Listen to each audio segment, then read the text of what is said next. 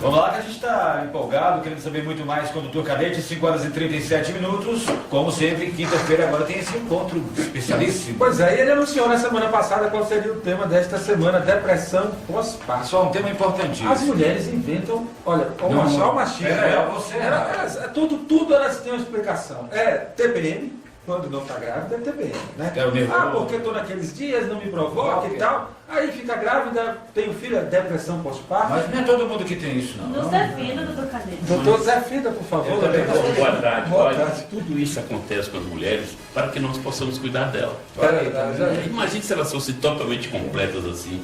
Iríamos cuidar de quem? E a Dos gente vai fazer cachorros? exatamente, Dos gatos? Vamos cuidar Mas é um das nossas galanteador, mulheres. doutor Cadete, Não é sempre. verdade? Eu gostei da resposta. Mas, cientificamente falando, esse processo é mito ou verdade? Existe esse processo? O que acontece? Esse processo é real e é perigoso. Opa, para nós, né? Tá? É para nós também. Na realidade, nós temos três possibilidades na mulher que está grávida, que tem um filho e que não acontece só depois do parto, né? Até um ano depois, ela cuidando do bebê, que é essas atitudes psicológicas que prejudicam Fogem da muito. normalidade. Por exemplo, Até um ano depois, doutor Cadete? você pode ter até um ano depois. Então, Você pode ter 6 meses depois. Você tem 3 situações. A situação mais branda, e pasme você, que ocorre em mais da metade das mulheres, é a melancolia pós-parto. Se você prestar bem atenção, você nota que as mulheres que terminam, que parem, algumas delas, ou a metade delas, quando você vai visitar nos primeiros dias em casa, você preste atenção que elas estão assim. São meio lentas. Isso, exatamente. Isso é melancolia, isso é uma tristeza pós-parto. Isso ocorre por diversos fatores que também ocorrem com os outros. Isso é a melancolia pós-parto, chamada de baby blue, quer dizer, tristeza em inglês significa na realidade. Tá? Então, a gente tem que tomar muito cuidado com esse comportamento. Esse é melancolia. Tá? A melancolia ou tristeza pós-parto ocorre em 60%. Ela é mais branda, ela ocorre na grande maioria logo após o nascimento e passa. Em até 15 dias isso passa. Porque a família chega, os parentes chegam para suprimir, acolhem. Tá? E às vezes nem sabe o que está acontecendo. E olhem que algumas delas, com o cansaço da amamentação nas madrugadas, ficam com o olhar perdido. Tá? Chora com facilidade.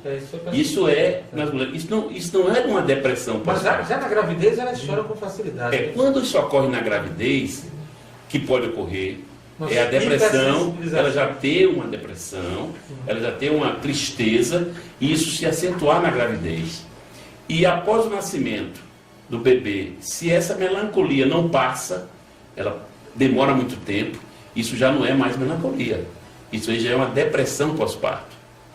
Tá? Tem uma incidência altíssima, né? Tem uma incidência de 1 em cada 4 mulheres. 25%. Alguns autores falam em 15%, mas em média é 25% das mulheres têm. Só que são depressões que têm vários graus em várias intensidades, e algumas não chegam a ter problema nenhum, porque a família está ali junto, o médico consegue perceber, a família percebe, mas algumas que não são percebidas são terríveis.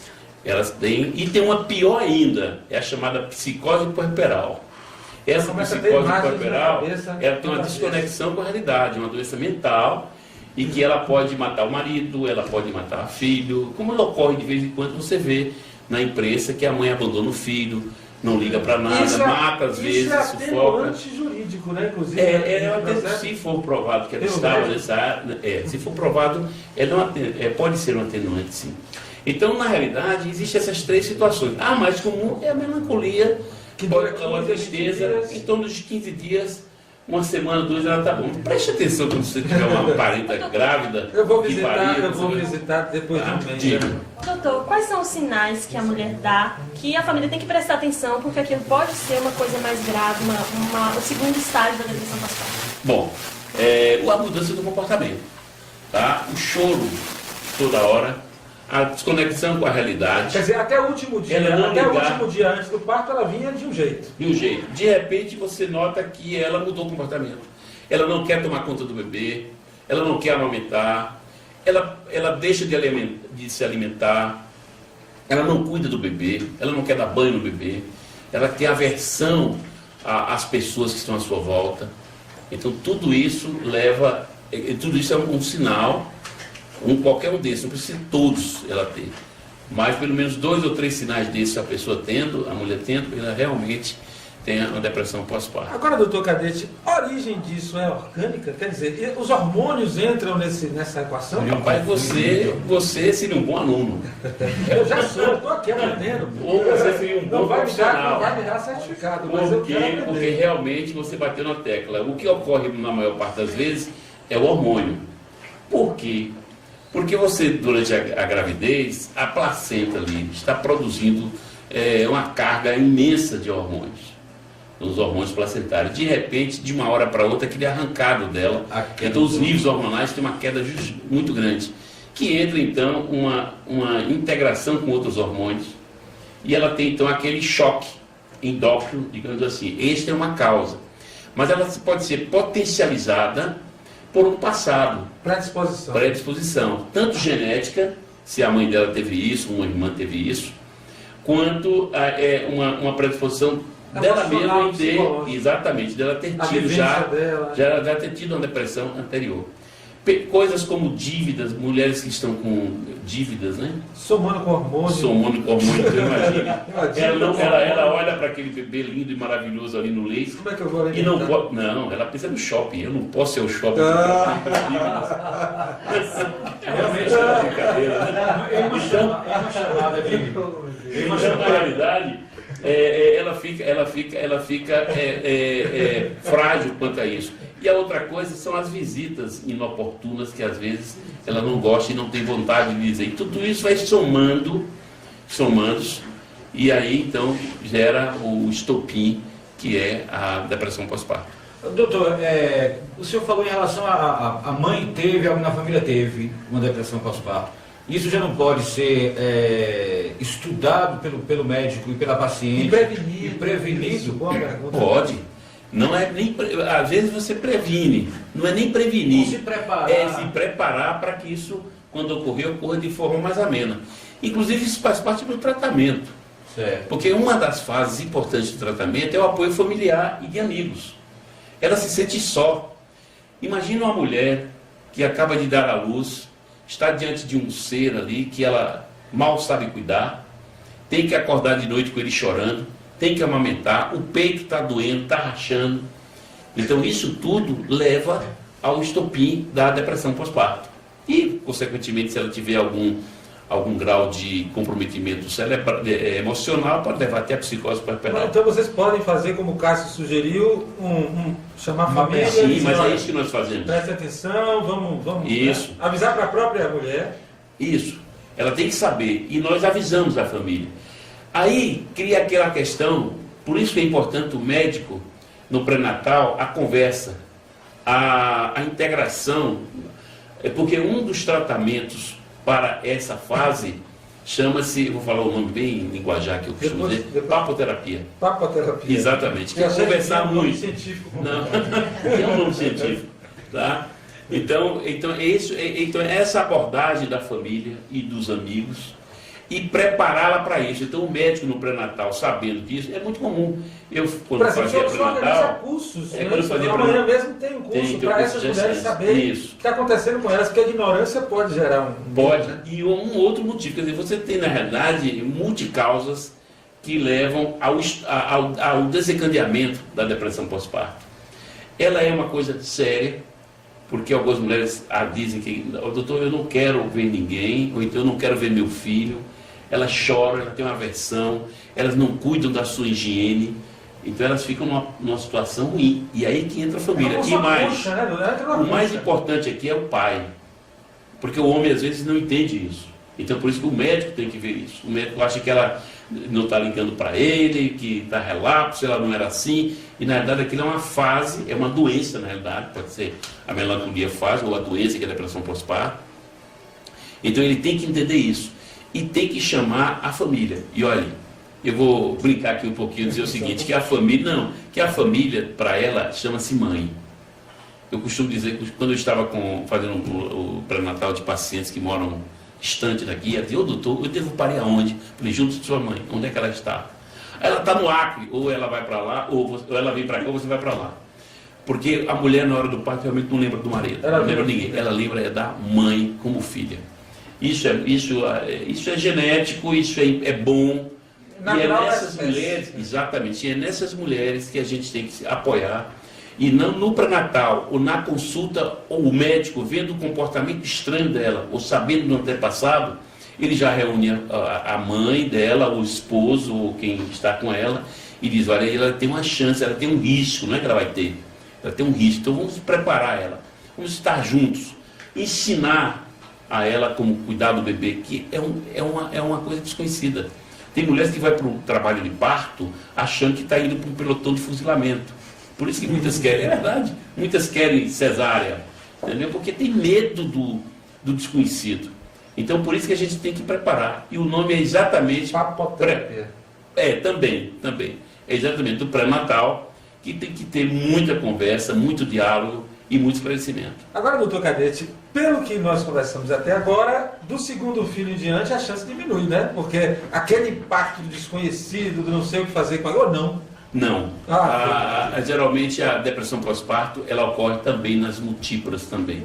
O que ocorre é que não é só o desconhecimento do filho que causa a depressão. Esse é um dos fatores. Então, naquela que nunca teve, esse pode desencadear. Na realidade, o que a gente tem que fazer é dar apoio. Mas na segunda, na terceira... Existem medicações também. Na melancolia pós-parto, essa imediata que a mulher tem por causa do cansaço, por causa da sua energia que é totalmente exaurida, né? E um dos sintomas, quando você me perguntou, é a falta de energia.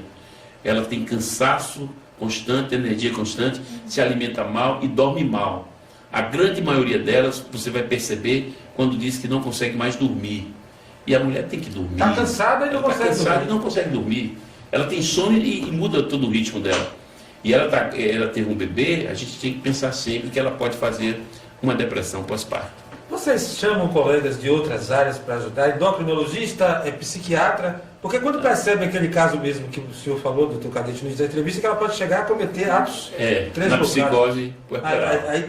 No caso, o médico que acompanha vai ter que ter uma noção básica para entender que aquilo já está instalado e chama um colega da outra área para... Não, claro. Nós chamamos os psicólogos, hoje o parto... É multidisciplinar. Exatamente, como chamado parto humanizado, é multidisciplinar. O médico hoje, naquela passagem, fazia de tudo. Eu, no início da minha carreira, eu cuidava da mulher, não tinha pediatra na sala de parto, era nós que dávamos a primeira assistência ao bebê. Hoje nós nem sei mais como fazer isso. Tem que ter uma pessoa respiratória. Que também não é. Hoje não se faz muito em parto normal mais, mas digamos assim, naquela época a gente usava todos os nossos conhecimentos ali para cuidar da mãe e do filho e às vezes do pai. Entendeu? Porque o pai queria assistir o parto e desmaiava, né? Entendeu? Eu tenho um caso de uma cesárea que eu fiz e o pai estava ao lado. E há muitos anos, ele ainda caminha aqui na Livre Flores, eu sempre brinco com ele. E ele caiu, mas ele não caiu. Desabou. Ele não desabou, ele caiu com a testa no chão, assim, ele caiu... Igual a porta. Isso, igual uma porta. E ele ficou internado, entendeu? E o doutor Cadete terminou o parto? O anestesista tomou conta. Então, na realidade, o que nós precisamos fazer com tudo isso? Fazer um diagnóstico, tá? E depois desse diagnóstico estabelecido, a gente tem que fazer um tratamento. O tratamento requer o apoio psicológico, que viria um psicólogo aí, ou um psiquiatra, se o caso precisar de drogas que não fogem da nossa área, no caso de pacientes que tenham algum transtorno já psíquico grave, engravidam, tá certo? E o uso de medicações. Nós podemos usar medicações. E hoje existem medicações antidepressivas que podem ser usadas na gestante sem prejuízo de amamentação. Aliás, uma das causas também é a amamentação. A amamentação melhora muito o aspecto da melancolia pós-parto, né? Ajuda muito. Agora, começa a amamentar, começa a gostar, entendeu? Agora, doutor Cadete, esses casos são todos reversíveis ou não? Tem casos que a mulher se perde nesse estado e não volta mais. Não. Ela tem um risco. Se ela tiver uma psicose corporal, na verdade ela já tinha um distúrbio, e esse distúrbio apenas da gravidez que foi o gatilho. Tá certo? E se ela não for tratada, obviamente que ela poderá ficar cronicamente com algum grau de depressão. Tá? Mas isso é reversível com a terapia. A melancolia não, a melancolia vai embora sozinha. A melancolia é um estágio passageiro. Digamos, como se fosse um aviso para ela: olha, a vida agora vai ser dura. Né? Vai ser, e não para de ser, né? A gente não para não. Fica até cresce e piora, né? Então é isso aí, a gente faz o tratamento e ela pode engravidar quantas vezes quiser. Agora, doutor Cadete, seria exagero dizer então que, de qualquer forma, ameno ou profundo, qualquer mulher tem um impacto emocional pós-parto. Algumas tiram de letra, outras... O parto é uma situação imensa e nova. É uma guerra que ela trava contra si mesma, mas de beleza, de coisa boa. Então, o parto modifica a mulher. Não existe uma mulher que seja a mesma depois de um parto. Seja um parto bom ou seja um parto ruim. Ou um parto com problemas. Muda o seu organismo inteiro.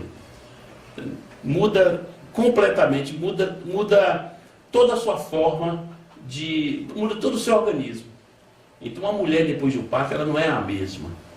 Ela é mais madura. Ela tem que sair do parto com uma experiência boa, de mãe. Não é à toa que existem as grandes matriarcas. Né? São elas que tomam conta de toda a situação. E nós temos que ficar pianinho. Se for para dividir responsabilidade, a gente está aqui sem problema, né, Cassio? E eu queria aqui só falar o seguinte, que a importância que tem o homem nisso aí. Porque eu recebo muita gente...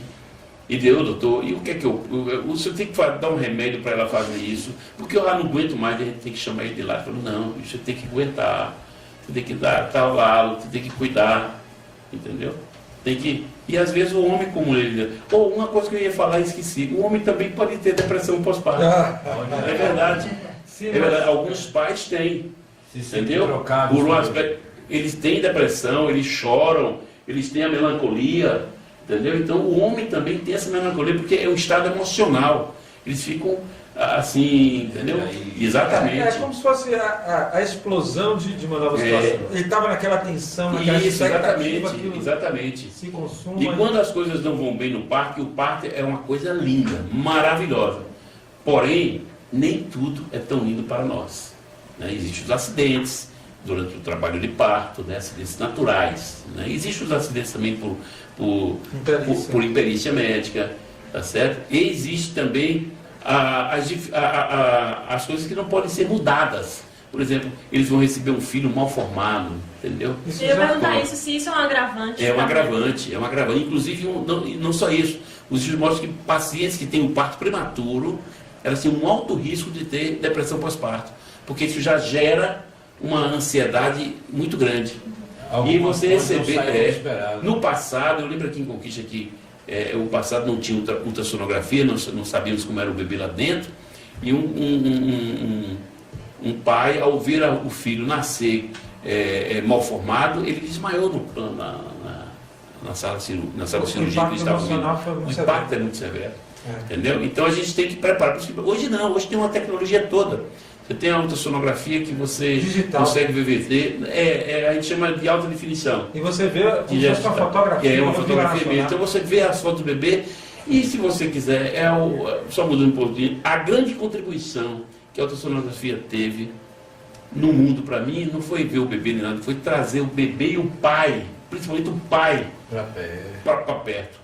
Eu fazia os partos e o pai não aparecia nem no parto. E nem depois do parto eu via. Na primeira sessão de ultrassom... Nem vinha pagar, às vezes. Hoje eles vão para dentro do primeiro consulta e já quer saber o sangue, quer participar. Até o time que tosse, né? Passam a fita do ultrassom na televisão no domingo, fazem um churrasco, quer dizer, o bebê já é uma festa. Pronto. Entendeu? Então, se todos colaborarem na família, o marido, a mulher vai ter, não digo que vai diminuir o índice de depressão pós-parto, mas vai melhorar o tratamento, amenizar aquele sofrimento daquela mulher. Fantástico bate-papo com o doutor Cadete Castro Nunes, e passa rapidinho. É uma pena que passa rápido. Mas é muito bacana, mas é bom a gente saber que quinta-feira que vem um novo encontro. Tem mais. A gente sugeriu alguns temas lá, a assessoria do doutor Cadete, né? Vamos ver qual deles ele vai falar. Métodos anticoncepcionais, Com certeza, da repórter, sempre interessante. que está querendo saber, né, de acordo com a idade, com a Não situação sei quem é essa civil. repórter. Já está ligado com essas informações. Se é esse negócio de tiro, diafragma, pílula, injeção, né? E aí o doutor Cadete vai ficar à vontade para decidir. E quando ele decidir e a Juliana Ribas avisar, a gente começa a anunciar aqui no início da semana. E toda obrigado pela Muito obrigado. Eu que agradeço, eu adoro isso aqui, rapaz. É meu relax de final de quinta-feira. Pois é, e o benefício que está fazendo para quem está ouvindo do outro lado. Muito pra legal. nós também. Então vamos nessa, 5h58, agradecendo as cores do Portal Verde, a Sky que vestiu o Robson Duval e sempre veste. Nós voltamos amanhã, 5 da tarde, já a turma do esporte. Um grande abraço. Muito bom, cara. Confiança é saber que quando precisamos, temos com quem contar. Poder confiar é essencial para a vida e também para a saúde. A Clínica Sonar, além de possuir equipamentos de última geração para diagnósticos por imagem, como ressonância magnética, tomografia, mamografia digital e ultrassonografia 3D, conta com profissionais que são referência na elaboração de resultados seguros e precisos. Sonar, confiança que você vê.